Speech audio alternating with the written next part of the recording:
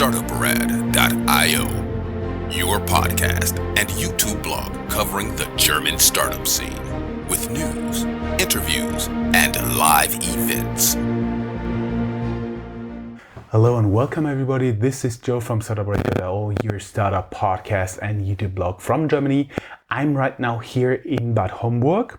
It's a very nice and small town north of Frankfurt, and I'm here because I do have again a startup founder here with me.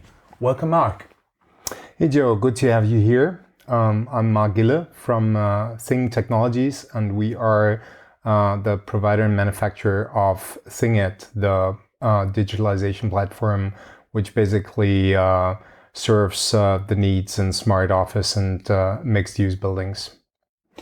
Okay, you already said it. You founded a startup here in beautiful Bad Homburg. We did. Yes, but more interesting for me is where do you come from? Because I've stalked you a little bit in the, on LinkedIn, and I actually found you've been a founder of a startup, successfully sold it to a larger company, then been with the company in New York for some years, and then you came back. That's correct. So originally I'm a physicist. I left that business quite a while ago, about 25 years. And I've mainly worked in software integration technologies for the last 25 years. The last major thing I did before founding Thingit was another startup, actually also founded in Frankfurt in 2000. And that was a business process management platform, basically a technology to support workflows and business processes between people and people, or people and systems. This company I sold to a larger US company in 2006, worked for that company for a while, went to New York, and worked in the US for quite a while and internationally, and then founded Thingit actually in Brooklyn, but decided to come back to Germany for good. Was it complex to actually set up the company legally in the US and then move it over, or was it just easygoing? In all fairness, it had some complexity, but by now I think we have resolved all aspects of that complexity. How many years took this resolution of issues? I think the first baby steps with the technology are almost 5 years ago. We started the business with a small company in Brooklyn 4 years ago. 1 year later, we founded the GmbH in Germany, and then the whole transition process took place. Since we do have a lot of viewers and listeners who are not from Germany, GmbH is a German version of a limited, LTD. yeah. Limited, yeah. It's Gesellschaft mit beschränkter Haftung. That's true, yeah. Yeah. Limited liability. Exactly, there you go. And what do you think is the most important stuff you learned there that helped you to set up Thingit? You mean in the US? In general, in your life? I think Thingit is actually the synthesis of what I did before, and my let's say experience and ambition from my time at the university. So I did physics and electronics at the university. So I have a little bit of a background in those disciplines. And then I worked for 25 years in software business, mainly on the integration part. And integration meaning, as I said before, interaction between people, but also interaction between people and systems. And what you have in IoT, Internet of Things, and digitalization today is basically the combination of the two things, which, interesting enough, I think specifically regarding system integration, the industry has not fully embraced. I don't think that the industry already understands that a building digitalization is basically a big corporate software system and not just an app to do something in the building. Oh, so many thoughts. Just let me first structure them. First, a building is can be something really, really big and extensively complex. So when I think about the large skyscrapers here in Frankfurt as well as all over the world, there are huge systems in there, from the network, electricity, air condition, plumbing, whatever is there. So they are already highly complex, and you guys are digitize it, helping too. If you want to stretch that part just for a second before we get back to your questions, there has been a discussion, should we use the term digitize or digitalize? Even SAP, and I'm very fond of that that one and only big German software company who made it into an area of software probably no one else could cover internationally. They discussed the same thing and ended up with digitalization, which is the initiative to enable business processes in a digitized environment. Sorry for that that side note. Regarding your question on complexity, yes, a high-rise building is a complex building regarding the building control functionality you have in these buildings. But that technology has been quite stable over the last 2 or 3 decades. Mm-hmm. So if you look, if you spend some time watching Die Hard with Bruce Willis, that thing where I think that was one of the first movies where building technology was part of the whole plot of the whole story. That is what, 25 years old or something? Don't know exactly. You're referring to the first one, right? The first one, Die Hard.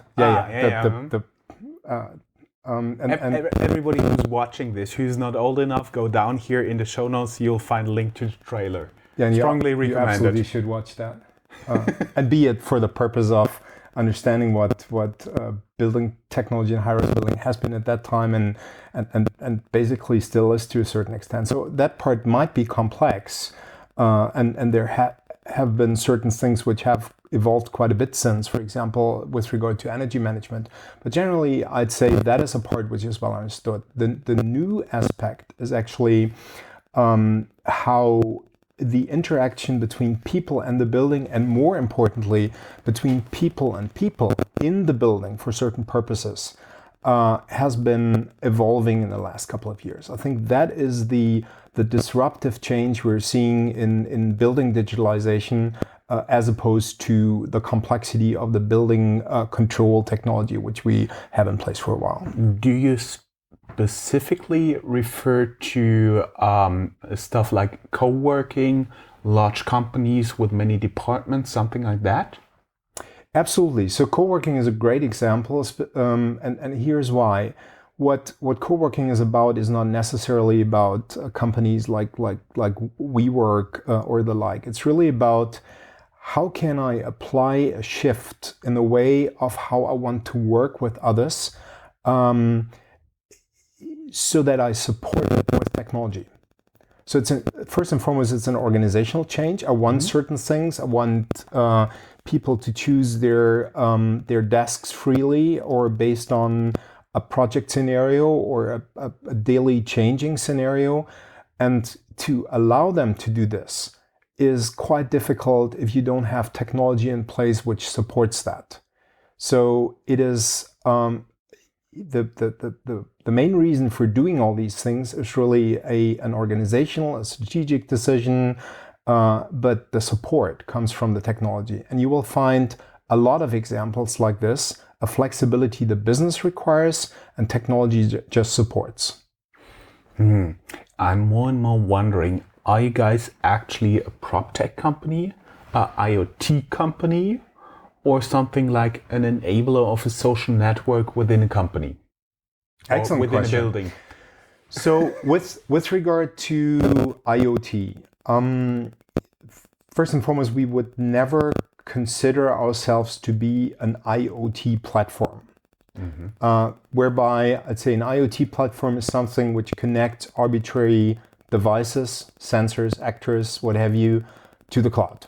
That's an IoT platform. Manages these things, deals with all the protocols, does firmware upgrades, does a digital twin asset management. We do all these things. matter of factly we have to, but that is just enabling technology for what we really do. And probably proptech, and even more so, an enabler for social and business interaction is really what we do. That's why we refer to ourselves as digitalization platform, which, if you want to draw an architectural diagram of a system, I would put on top of an IoT platform. We have IoT platform aspects in our system, but again, only to support the interaction aspects you mentioned above. Can we make like a little bit more specific example when you use it in a building, let's say a small co-working space?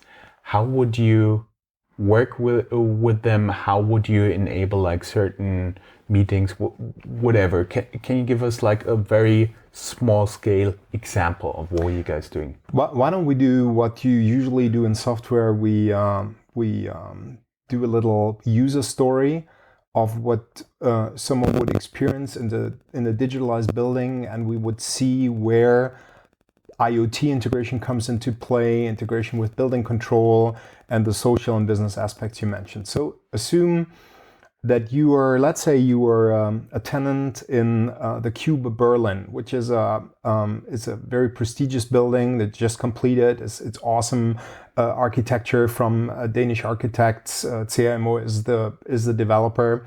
A beautiful building right across the Angela Merkel's place of work. And what this building, you are a tenant in that building. You want to invite someone to work with you in a meeting, a lawyer, a whatever, consultant. That person might arrive at the central station in Berlin, walks towards the building. The app, which is part of our system, would notice that via geofence mechanisms, would kind of activate our functionality in the background, and would, as a very first step, let the invitee pass through the turnstiles, call the elevator to the respective floor where where your guest can meet you, even guide you with indoor navigation to that meeting room. In that meeting room, you would be able to control window shades, light, and whatever. Which sounds a little bit gimmicky because even smart home is not necessarily a technology which has been fully embraced. So why would you do that in an office building? Rest assured that people who can do it, do it. They're not walking, standing, getting up and switching on or off the light with a switch on the wall. They don't do it. They just click the app and they adjust the window shades, they apply preferences and all that stuff. And when they don't have it anymore, they start to miss it. Yeah.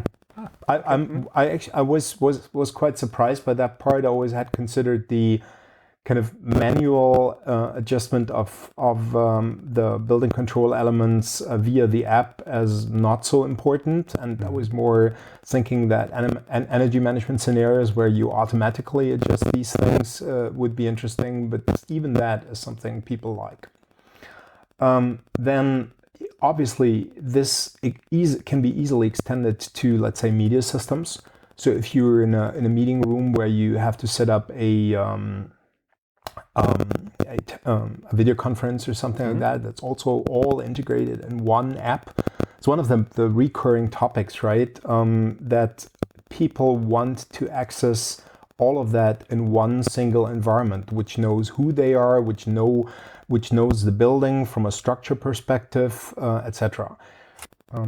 So I would like sum it up. It's a platform you can use from an app that already knows your preferences and sets up the place according to your preferences.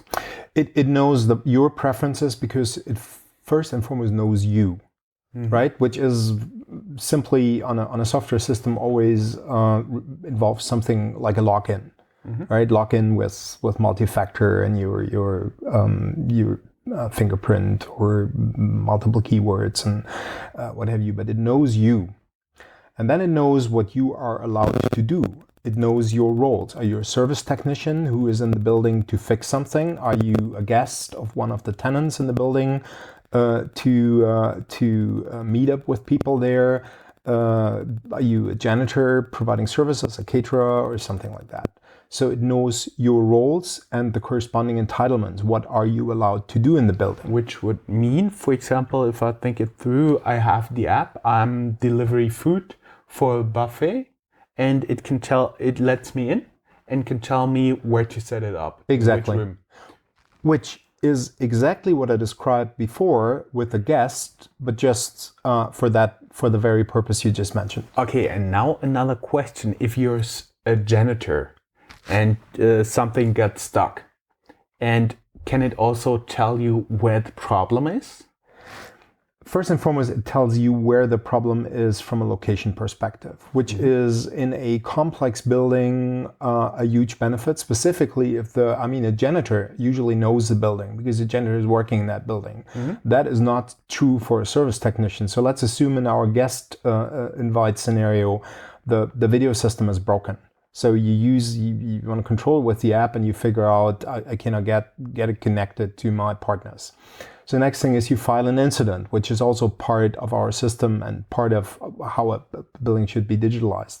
So then the next thing is that service technician comes from outside. Well, first and foremost, they will check it remotely, which is also done with our system, right? And if they figure out they need to come and fix it on site, then all the aspects of getting in, the access control, and finding the device or whatever they need to fix is part of the mix. And as you said before, probably a remote analysis of what the problem might have been and what they need to bring in terms of tools, in terms of replacement parts and all these things. All this comes together, and you're probably referring the last bit to predictive, right? I might even predict that there might be an issue with a device, a plant or something. If you think more shopping mall or something like this, and they have big fans or thermal control loops or something, and you can predict from, let's say, the power consumption of a combined heating and power unit that there is something wrong. And then they can initiate something before the thing really falls apart. And now I think I have understood what the platform is, right? And your company underneath it is called Thing Technologies. Correct. Okay. But who would be your client? Would it be like the company who builds that actual building, the owner of the building, the landlord who rents some of the offices, or the tenant within those co-working offices? And the answer is actually a great question. The answer is actually all of them. However, I'd say the different roles you just mentioned might focus on these things at a different time. I think for the developers, it is not 100% clear yet how they would monetize such an investment. It might be for a while that it's just for a prestigious building you do this because it's just cool, and you can your rent or your sales price might just increase. This is a fair bet, but I guess this will not last. But is that something you can pass through to the tenants via rent? In Germany, obviously not, because we have Nebenkostenabrechnung and guidelines for that. So that part might be a little bit more complex, has to be a separate business, etc., etc. So let us assume that a corporate real estate tenant wants to do these things. A lot of that can be done you need hardware, right? If you want to do desk or space utilization, for example, you surely need sensors which would detect whether a desk is occupied or you have 3 people in a meeting room or what have you. Now, that part can be done with retrofit and sensors paid by and installed by the tenant. It's getting a little bit more complicated and complex if you want to connect to the existing building control, or even more so if you want to do access control, which is one of the probably most important cases from a benefit, from a return on investment perspective. But access control you cannot do without the landlord, i.e. the building developer. And access control is something that can get very difficult, just for a very simple reason, because for example, somebody gets an entrance card and at this point he is permitted to get into the building. But what, like in 2 days, in 5 days down the road, maybe you cancel his contract, whatever. Or for example, outsourcing, carve out, whatever, and half of your employees are not permitted to enter that part of the building from next week on. Yeah, thank you for that curveball. So modern access control system at least gets you to the point that if you use a key card or whatever token-based mechanism, or even an app issued from that access control company, you always can assign entitlements to enter certain parts of the building via the system they provide. Obviously, this is quite far away from the business context. So it's really, you need to know that you have access to that part of the building, and even the part that the building structure has to be known is not fully supported. But the interesting mechanism is do that without a key card, do that with a phone, and even more importantly, do it based on the business context. Entitlements are granted to people. So you would no longer have someone who needs to understand the web user interface or whatever you are getting of such an access control system. It's more like, because you are inviting someone as a guest to your premises, let's say at the Cube in Berlin, the system would know, oh, you as the host, you are on the 6th floor, and that's why I have to, and there are certain rules in the system pre-configured that your guests have this and that access to the floor your company is on, the roof deck, and surely through the lobby and the turnstiles and maybe the parking garage. So based on that, just the gesture of inviting that user as a guest is sufficient to get all the entitlements in the access control system set properly so that you can get in, and more importantly, revoke those entitlements, let's say 1 hour after the meeting is over. And that part, which usually is done by a person, it's error prone, and you need to train people, etc., comes correct by construction and comes specifically for the different use cases: guest invitation, service technician, catering, etc. That's a huge benefit, and it's all transparent for the end users. No one has to do anything. That is quite a lot, and I do believe we could talk for hours and hours to come about stuff like that, elevators, what was wrong with the building in Die Hard and whatever. But let's get to a few more like closing questions. At this point, right now, January 2020. By the way, thank you for making the time on a Saturday afternoon here. What are you looking for, like in terms of clients, investors, corporations, partners?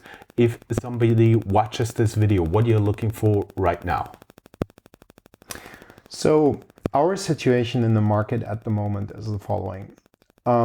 You seemed to be overwhelmed by the complexity we're discussing here, and rightly so. It is overwhelming. It's even overwhelming for us. So the business, the scenarios we are foreseeing now are already huge, and there's much more to come. New sensors, new business cases, etc.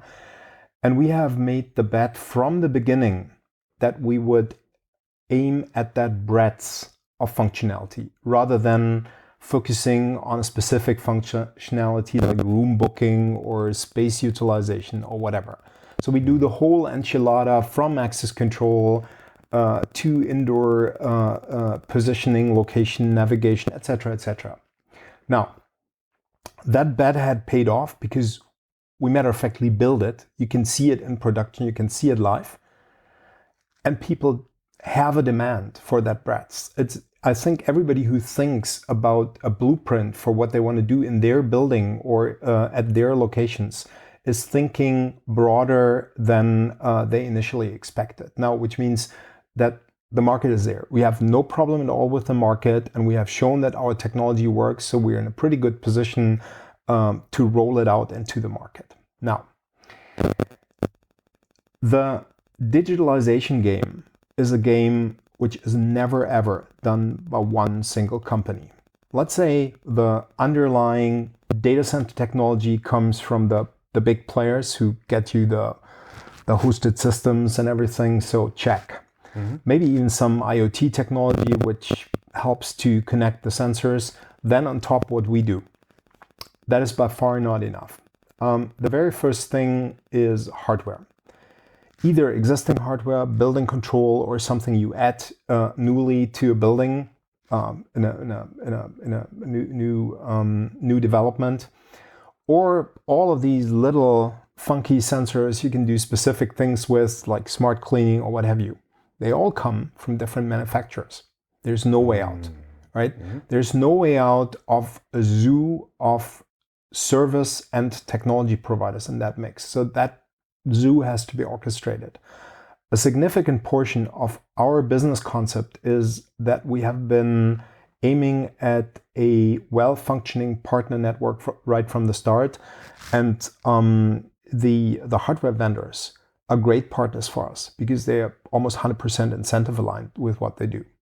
So let's assume all the hardware stuff, integration, and what have you is sorted out. Then the next question is, if such a complex solution is configured, who's maintaining that solution? Who's operating it? Who's the mix of community manager, technical operations, which you did not have in the past, compared to now?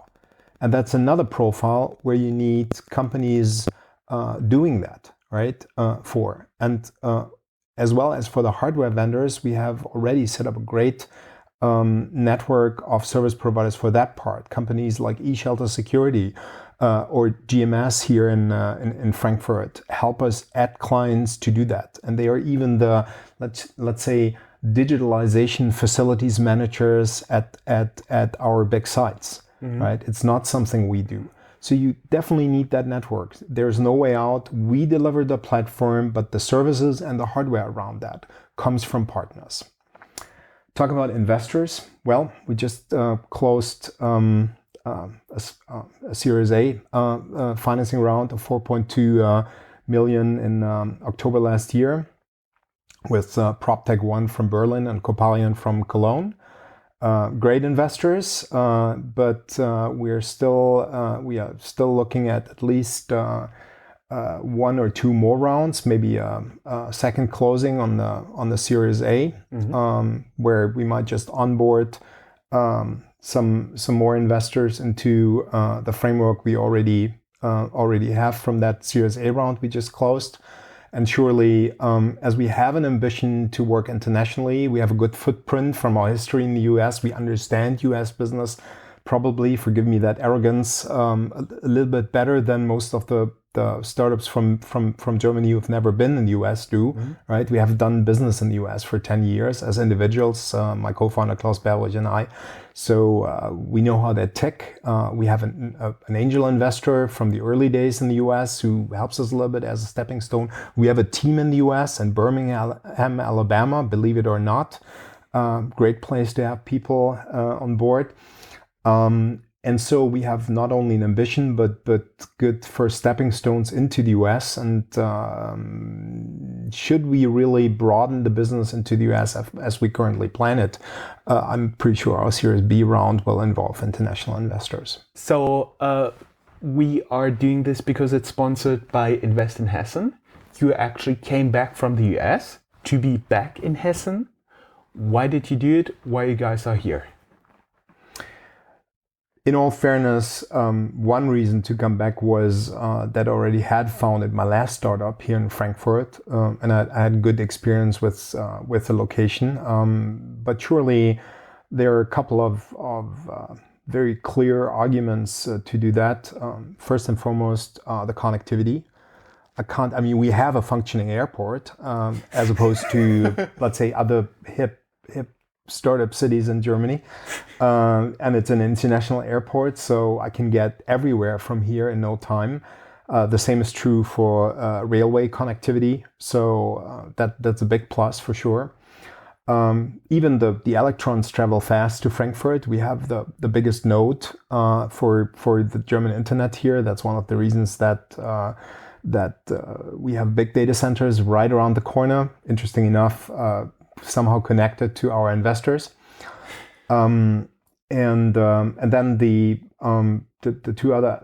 two or three other aspects are we have a quite a bit of a functioning investors network, not necessarily comparable to let's say Berlin, but well functioning. It starts from there's a great business angel network here in Hessen, which supports early startups. It's getting bigger. You go broader anyways. So locations. I mean, you don't need to stick to your hood to find your Series A investor. As I said regarding my Series B investors, so it's more important to have the angel investors close by. We have a very well functioning, great chamber of commerce here. The IHK Frankfurt is very supportive to help startups. The banks, well, what can I say? German banks and startups still in its infancy. It's sometimes I feel it's a shame. How well startups are supported by banks. I hope that is going to change, because otherwise it's a big change for this country. In certain ways, we need this culture, even with the banks.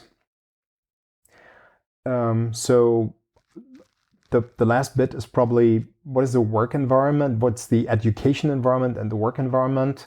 The region has great universities, Frankfurt, Darmstadt, Offenbach, for all disciplines we need, technology, design, and so forth. There's no reason to go somewhere else. There's a great pool. Friedberg, I haven't mentioned, Technische Hochschule Mittelhessen. You need the mix of people, and we have good universities to provide those. And then finally, the quality of living here. Frankfurt is small. Wiesbaden is small, but they're both rich. Hence, you have the culture coming with prosperity. And then if you wanted a little bit more rural and hip, certain places in Offenbach or so would do. So it's not bad even for younger people to live here. And then you're close to nature in no time, right? If you like mountain biking, or if you like running or hiking or whatever, even windsurfing, right? This is all something you can do close by. So I think it's a great mix, and definitely one of the locations in Germany you look at. Where do you see here, like regionally, on state or city level, where they can do some improvements? Yeah, I mentioned the banks and the support culture for financing a startup. I think we're not there yet. Other than that,